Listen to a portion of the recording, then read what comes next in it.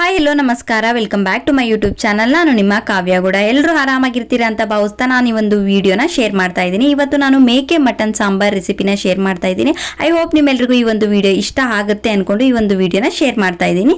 So ಬನ್ನಿ ಯಾವ ರೀತಿ ಮಾಡೋದು ಅನ್ನೋದನ್ನ ಶುರು ಮಾಡೋಣ. ಮೊದಲೇದಾಗಿ ನಾನಿಲ್ಲಿ ಒಂದು ಮಿಕ್ಸಿ ಜಾರ್ಗೆ ಒಂದು 2 ಇಂಚಷ್ಟು ಚಕ್ಕೆ ತಗೊಂಡಿದ್ದೀನಿ, ಒಂದು 8 ರಿಂದ 10 ಕಾಳಷ್ಟು ಮೆಣಸು ತಗೊಂಡಿದ್ದೀನಿ, ಒಂದು 4 ರಿಂದ 5 ಲವಂಗ, ಹಾಗೆ 2 ಏಲಕ್ಕಿ, ಹಾಗೆ ನೋಡ್ತಾ ಇರ್ಬೋದು 1 ಸ್ಪೂನ್ ಅಷ್ಟು ಗಸಗಸೆ ತಗೊಂಡೆ, ಹಾಗೆ ಅದಕ್ಕೆ ಸ್ವಲ್ಪ ಕಲ್ಲುವು, ಹಾಗೆ ಒಂದು 2.5 ಇಂಚಿನಷ್ಟು ಶುಂಠಿ ಹಾಕೊಂಡಿದ್ದೀನಿ. ನಾವು ಶುಂಠಿ ಎಷ್ಟು ತಗೊಂಡಿರ್ತೀವೋ ಕೈ ಹೇಳ್ತಲೇ ಅದ್ರ ಡಬಲ್ ಅಷ್ಟು ನಾವು ಬೆಳ್ಳುಳ್ಳಿನ ತಗೊಳ್ಬೇಕಾಗುತ್ತೆ. ಸೊ ಇದೆಲ್ಲವನ್ನು ಈಗ ಒಂದು ರೌಂಡ್ ನಾನು ಈಗ ಮಿಕ್ಸಿ ಮಾಡ್ಕೊಳ್ತಾ ಇದ್ದೀನಿ, ಗ್ರೈಂಡ್ ಮಾಡ್ಕೊಳ್ತಾ ಇದ್ದೀನಿ. ಸೊ ದಟ್ ನೋಡ್ತಾ ಇರ್ಬೋದು ಆ ಸ್ವಲ್ಪ 1-2 ಸುತ್ತು ಗ್ರೈಂಡ್ ಆದ ನಂತರ ನಾನಿಲ್ಲಿ ಒಂದು 2 onion, medium size onion cut ಮಾಡಿ ಅದನ್ನು ಕೂಡ ಚೆನ್ನಾಗಿ ಗ್ರೈಂಡ್ ಮಾಡ್ಕೊಳ್ತಾ ಇದ್ದೀನಿ. ಈಗ ನೋಡ್ತಾ ಇರ್ಬೋದು ಈ ರೀತಿ ಒಂದು ಕನ್ಸಿಸ್ಟೆನ್ಸಿ, ಈ ರೀತಿ ಒಂದು ಪೇಸ್ಟ್ ಆಗಿ ನಾನು ಗ್ರೈಂಡ್ ಮಾಡಿಕೊಂಡು ತದನಂತರ ಒಂದು ಟೊಮೆಟೊನ ಹಾಕೊಂಡು ಅದನ್ನು ಕೂಡ ಚೆನ್ನಾಗಿ ಗ್ರೈಂಡ್ ಮಾಡಿಕೊಂಡೆ.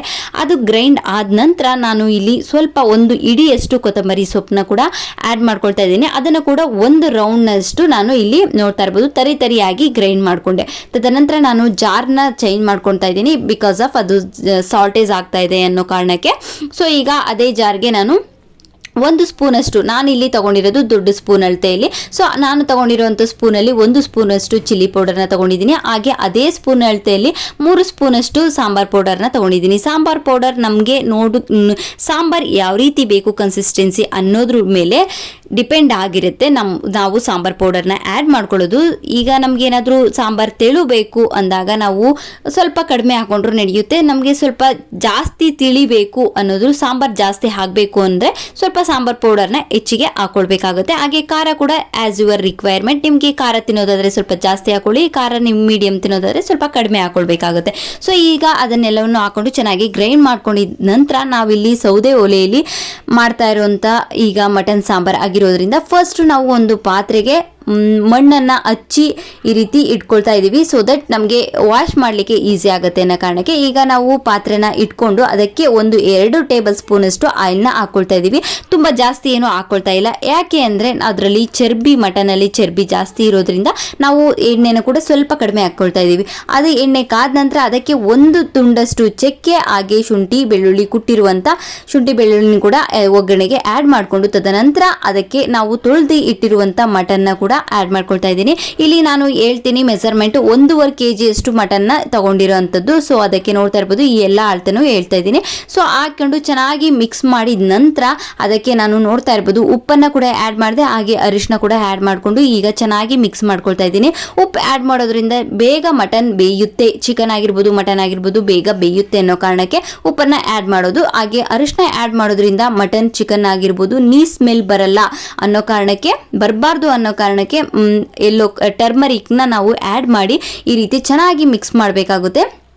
ಸೊ ನೋಡ್ತಾ ಇರ್ಬೋದು ಚೆನ್ನಾಗಿ ಲಿಡ್ನ ಕ್ಲೋಸ್ ಮಾಡದಂತೆ, ಬಾಯಿನ ಮುಚ್ಚಿದಂತೆ ನಾವು ಈ ರೀತಿ ಮಟನ್ನ ಪಾತ್ರೆಯಲ್ಲಿ ಈ ರೀತಿ ಚೆನ್ನಾಗಿ ಬೇಯಿಸ್ಕೊಳ್ತಾ ಇದ್ದೀವಿ. ಸೊ ದಟ್ ನಮಗೆ ಸ್ಮೆಲ್ ಬರಬಾರ್ದು, ಚೆನ್ನಾಗಿ ಆಗಬೇಕು ಅನ್ನೋ ಕಾರಣಕ್ಕೆ ಈ ರೀತಿ ಬೇಯಿಸ್ಕೊಳ್ತಾ ಇದ್ದೀವಿ.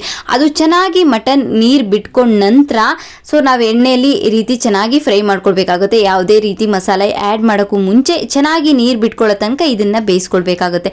ಚೆನ್ನಾಗಿ ನೀರು ಬಿಟ್ಕೊಂಡ ನಂತರ ನಾವೇನು ರುಬ್ಬಿಟ್ಟಿದ್ವಿ ನೋಡಿ ಮಸಾಲಾನ, ಅದಕ್ಕೆ ನೀರು ಎಷ್ಟು ಬೇಕು ಪ್ರಮಾಣದಲ್ಲಿ ನೋಡಿಕೊಂಡು ಅದಕ್ಕೆ ಆ್ಯಡ್ ಮಾಡ್ಕೊಳ್ಬೇಕಾಗುತ್ತೆ. ಸೊ ಇಲ್ಲಿ ನಮಗೆ 3 ಲೀಟರ್ ಅಷ್ಟು ನೀರನ್ನು ಆ್ಯಡ್ ಮಾಡ್ಕೊಳ್ತಾ ಇದ್ದೀವಿ. 1.5 kg ಮಟನ್ಗೆ ನಾವು 3 ಲೀಟರ್ನಷ್ಟು ನೀರನ್ನು ಆ್ಯಡ್ ಮಾಡಿಕೊಂಡ್ರೆ ನಮಗೆ ಕರೆಕ್ಟಾಗಿ ಆಗುತ್ತೆ. ನಮ್ಮ ಕನ್ಸಿಸ್ಟೆನ್ಸಿ ನಮಗೆ ಯಾವ ರೀತಿ ಬೇಕು ಸಾಂಬಾರ್ ಆ ರೀತಿ ಆಗುತ್ತೆ. ಸೊ ನೋಡ್ಕೊಳ್ಬೇಕು ನೀವು, ನಿಮಗೆ ಸಾಂಬಾರ್ ತಿಳಿ ಬೇಕಾ ಸಾಂಬಾರ್ ಗಟ್ಟಿ ಬೇಕಾ ನೋಡಿಕೊಂಡು ನೀವು ನೀರನ್ನು ಆ್ಯಡ್ ಮಾಡ್ಕೊಳ್ಬೇಕಾಗುತ್ತೆ. ನಿಮಗೆ ಗ್ರೇವಿ ಥರ ಬೇಕು, ಸ್ವಲ್ಪ ಗಟ್ಟಿ ಇರಬೇಕು ಸಾಂಬಾರ್ ಅಂದರೆ ನೀರನ್ನು ಸ್ವಲ್ಪ ಪ್ರಮಾಣದಲ್ಲಿ ಕಡಿಮೆನೇ ಬಳಸಿ ಅಂತ ಹೇಳ್ತೀನಿ.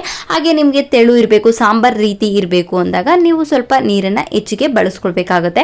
ಸೊ ಈಗ ನೀರನ್ನು ಹಾಕಿ ಮಸಾಲೆ ಹಾಕಿದ ನಂತರ ಈಗ ನೋಡ್ತಾ ಇರ್ಬೋದು ಈ ರೀತಿ ಕುದಿ ಬರ್ತಾ ಇದೆ. ಸೊ ಈಗ ಚೆನ್ನಾಗಿ ಕುದಿ ಬರ್ತಾ ಇದೆ. ನಾವು ಒಲೆಯಲ್ಲಿ ಮಾಡೋದ್ರಿಂದ, ನಾವು ಕುಕ್ಕರಲ್ಲಿ ಮಾಡೋದಾದರೆ ನಾವು ಕಾಯಿ ಏನಿರುತ್ತೆ ತೆಂಗಿನಕಾಯಿನೂ ಕೂಡ ಮಟನ್ ಸಾಂಬಾರ್ಗೆ ಆ್ಯಡ್ ಮಾಡ್ತೀವಿ. ಈ 1.5 kg ಮಟನ್ಗೆ 1/2 ನಾವು ಕೊಬ್ಬರಿ ಆಗಿರ್ಬೋದು ತೆಂಗಿನಕಾಯಿ ಆಗಿರ್ಬೋದು ಆ್ಯಡ್ ಮಾಡ್ತೀವಿ. ಸೊ ನಾವು ಕುಕ್ಕರಲ್ಲಿ ಮಾಡೋದಾದರೆ ಮುಂಚಿತನೇ ಎಲ್ಲನೂ ಆ್ಯಡ್ ಮಾಡಿ ಮುಚ್ಚಿ ಇಟ್ಟುಬಿಡ್ತೀವಿ, ವಿಜಿಲ್ನ ಓಡಿಸ್ತೀವಿ. ಸೊ ಇಲ್ಲಿ ಪಾತ್ರೆಯಲ್ಲಿ ಮಾಡೋ ಕಾರಣ ನಾವು ಮುಂಚಿತನೇ ನಾವು ತೆಂಗಿನಕಾಯಿನ ಹಾಕೋದಿಲ್ಲ. ಸೊ ಈ ರೀತಿ ನೋಡ್ತಾ ಇರ್ಬೋದು, ಚೆನ್ನಾಗಿ ಕುದಿಸ್ಬೇಕಾಗುತ್ತೆ. ಚೆನ್ನಾಗಿ ಒಂದು 75% ಬೆಂದಿದೆ ಅಂತ ಅಂದಾಗ ನಾವು ಒಂದು ಹಾಫ್ ಕಾಯಿ ಏನು ತೊಗೊಂಡಿರ್ತೀವಿ, ಸೊ ಅದನ್ನು ಮಿಕ್ಸಿಲಿ ಚೆನ್ನಾಗಿ ಗ್ರೈಂಡ್ ಮಾಡಿಕೊಂಡು ಆ ಒಂದು ತೆಂಗಿನಕಾಯಿ ನೀರನ್ನು ಕೂಡ ಅದಕ್ಕೆ ಆ್ಯಡ್ ಮಾಡ್ಕೊಳ್ತೀವಿ. ಸೊ ಅದಾದಮೇಲೆ ನಾವು ಅದೆಲ್ಲ ಚೆನ್ನಾಗಿ ಒಂದು ಸ್ವಲ್ಪ ಒಂದು 5 ಮಿನಿಟ್ಸ್ ಆದಮೇಲೆ ತದನಂತರ ನಾವು ಇಲ್ಲಿ ಚೆನ್ನಾಗಿ ಕುದಿ ಬರ್ತಾ ಇರುವಾಗ ಚರ್ಬಿನ ತಣ್ಣೀರಲ್ಲಿ ತೊಳೆದು ಈಗ ಮಟನ್ ಸಾಂಬಾರೊಳಗೆ ಆ್ಯಡ್ ಮಾಡ್ತಾ ಇದ್ದೀವಿ. ತಣ್ಣೀರಲ್ಲಿ ತೊಳೆಯೋದ್ರಿಂದ ನಾವು ಯಾವ ರೀತಿ ಹಾಕಿರ್ತೀವಿ ಚರ್ಬಿ, ಸೊ ಪೀಸ್ ಆಗಿ ಅದೇ ರೀತಿ ಇರುತ್ತೆ ಚೆನ್ನಾಗಿ ಅನ್ನೋ ಕಾರಣಕ್ಕೆ. ಸೊ ಫೈನಲ್ ಆಗಿ ಮಟನ್ ಸಾಂಬಾರ್ ಕೂಡ ರೆಡಿ ಆಗಿದೆ. Thank for watching this video.